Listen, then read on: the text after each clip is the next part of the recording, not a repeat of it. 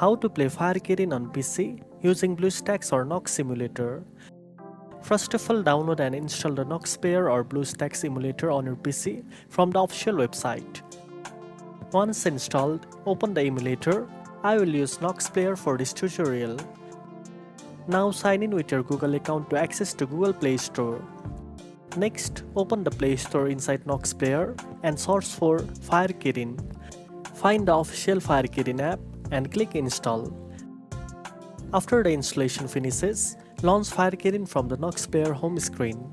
Now you can enjoy playing Fire Kirin on your PC with a larger screen and use your keyboard and mouse for better control. Make sure your internet connection is stable to avoid interruptions during gameplay. Now you know how to play Fire Kirin on your PC using Nox Player. If you found this video helpful, don't forget to like, share and subscribe for more gaming tips. Thanks for watching and I'll see you in the next one.